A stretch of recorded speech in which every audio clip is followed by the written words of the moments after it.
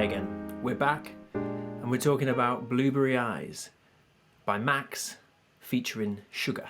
I heard this song the other day on Radio 2 when I was in the car, which was very pleasant. I thought, oh, that sounds like a good song. It's got some interesting chords in it. It's only got 4 chords. We're going to go through them. If you haven't seen already, have a look at the playthrough of the whole song, which will give you a feel for all the notes and where they fit in. The 4 chords are F minor 9, B flat 13, E major 7, and then C7 flattened 9. Now if you don't know what any of those things mean, don't worry. I'm going to explain what all those chord names and numbers mean, help you to understand how to name other chords that you find. But first, let's just go through the intro. We're in the key of E flat, which means we've got 3 flats, which is E flat, F, G, A flat, B flat, C, D, and E flat.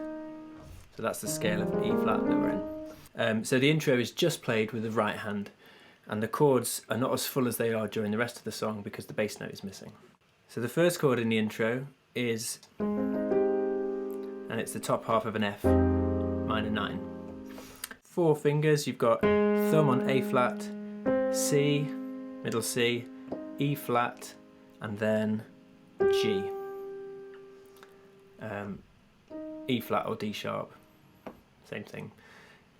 What happens then, the top and bottom notes stay the same, and what you've got in the middle changes to, instead of those two just being the D, so it changes to that. So you've got 2 chords, the top finger then comes down 1 to do that bit, so you've got,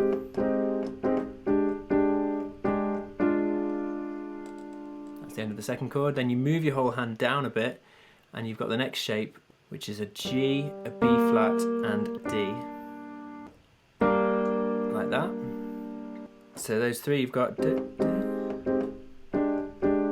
like that, then down to here, and then the final chord is the C7 flat 9, which is E, G, B flat and C sharp.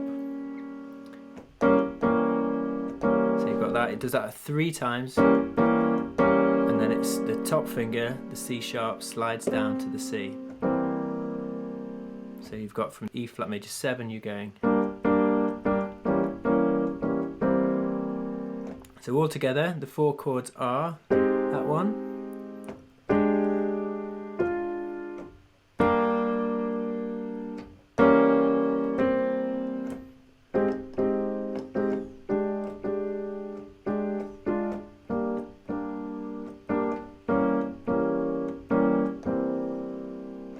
and that's the intro.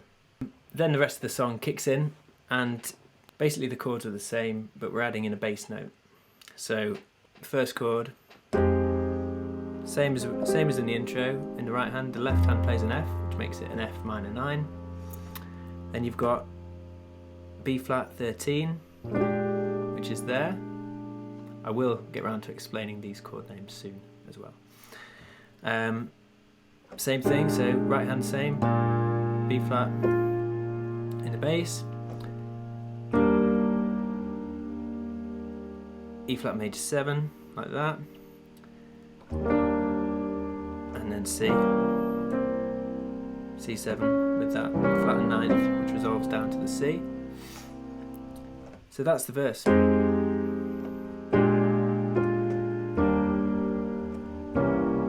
Second time round, a bit different.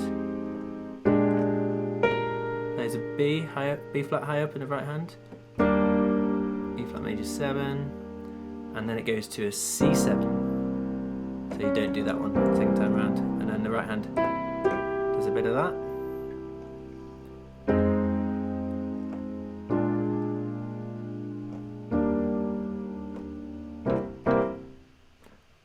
So it's just the same kind of thing.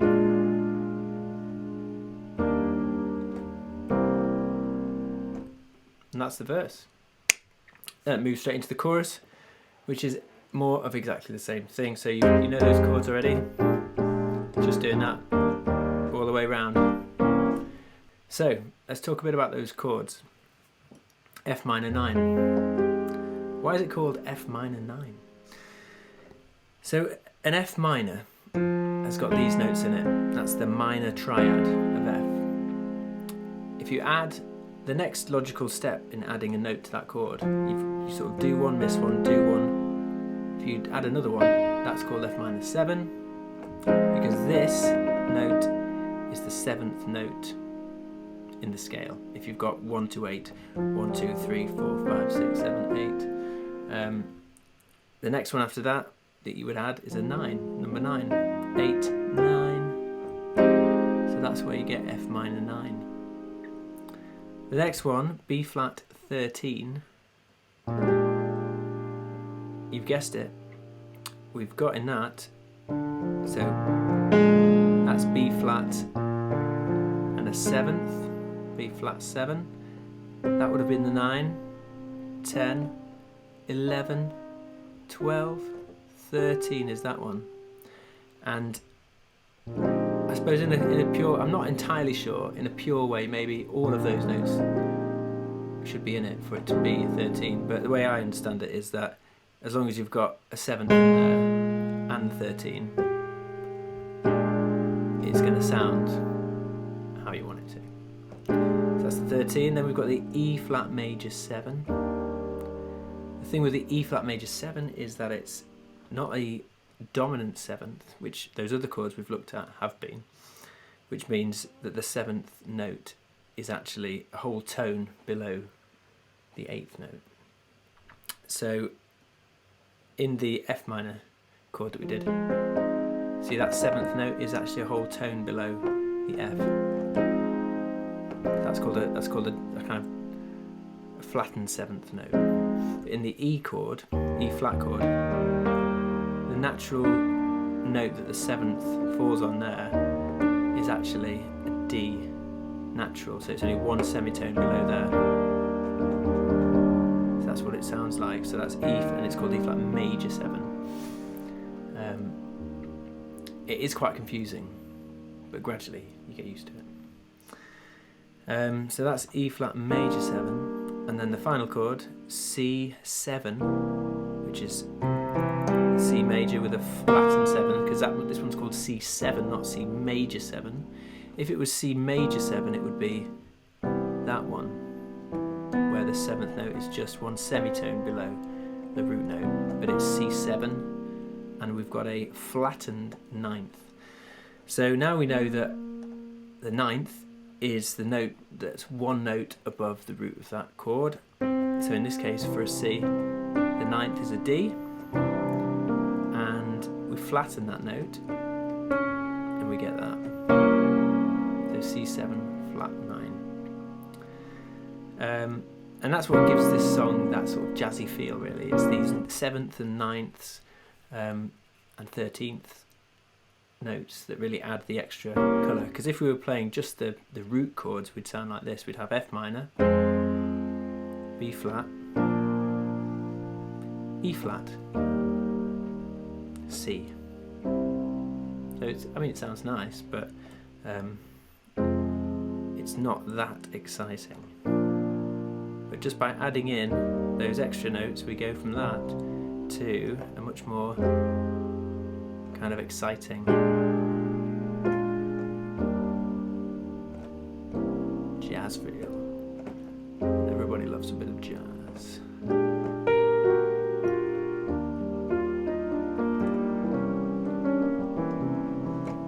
So that's a bit of background behind the chords. Then the last bit of the song, it's the best bit. It's the jazz outro.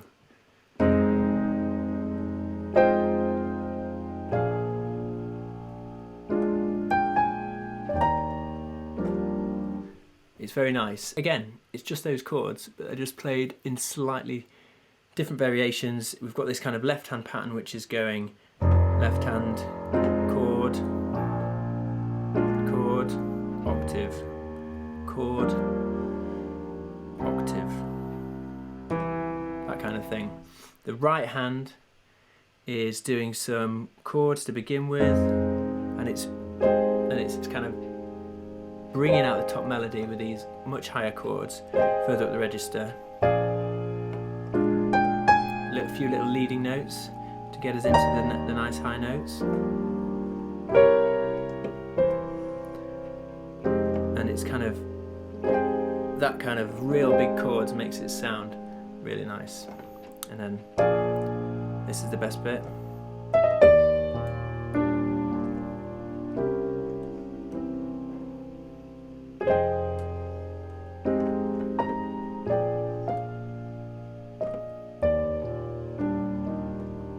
Got this really exciting bit which goes at the top. That's just the C chord, and it goes up to that. So you're doing octaves of the C sharp, and at the same time the left hand is doing some crazy arpeggiated bits. So it just goes up that C fifth, and then up to the major third of the C, back down, and then it comes down all the way from the top from that G. Down the C chord, back to that, the F minor 9 again, and then we go to B. I think it's probably called a B11, or I just call it an A flat, B flat 11, an A flat over, kind of an A flat shape over a B flat in the bass, and then resolves to that, B flat 7, and then the final flourish is that crazy E flat major 7, and then there's a run which goes up these notes, so it goes up from the F, and what I do is cross my hands over, so it's more or less going up the E flat major scale but starting from the F, so you're missing out the A notes, don't play those, so you're doing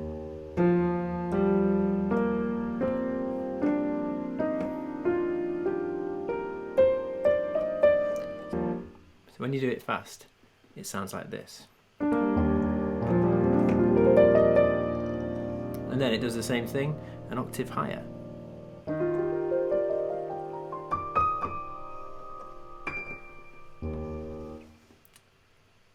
And that's the whole song.